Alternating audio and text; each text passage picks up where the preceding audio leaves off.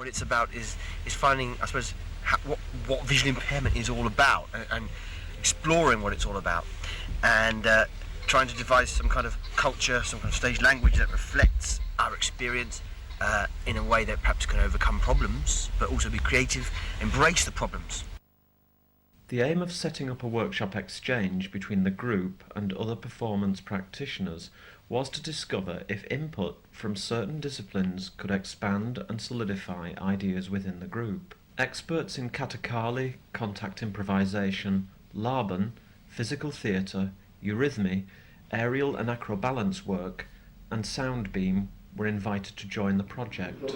This equipment enabled the group to experiment with sound beam, a multi-effects unit that set up virtual ambiances and exploring creating sound with the sampling effects unit. You would then know that your sound is getting higher or lower. Different types of sound can be programmed into the invisible beam: music, voice or sound effects. This sound can only be activated if a physical movement from a hand, body or other object cuts across the beam's path. Welcome back, my friend. Welcome back, my friends.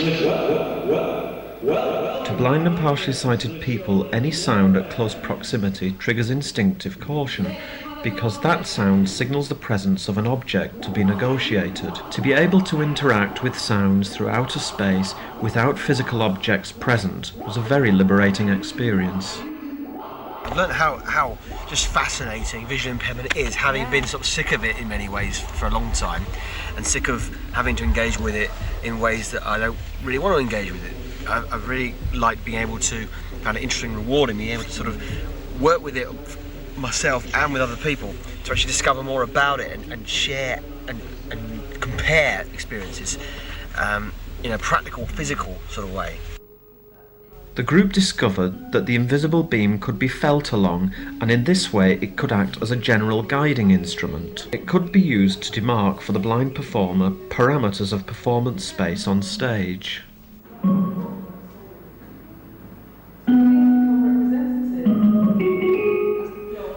It's been very difficult to shake off conventional thoughts about texts, about performance, about audience and all that, and continually keep tripping over that and finding that that's still in my mind.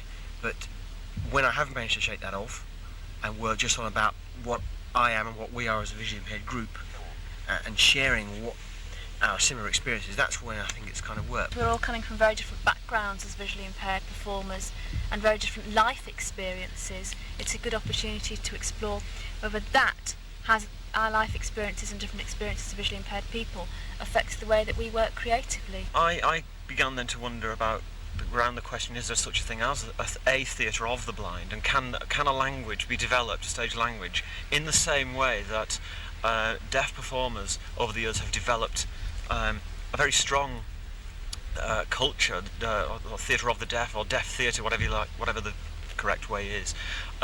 They use their sign language not only as a language of communication, but also as a performance language as well. Lindsay Butcher, a performer in circus theatre, was invited into the stage language laboratory to help the group challenge their normal boundaries of movement. Nora.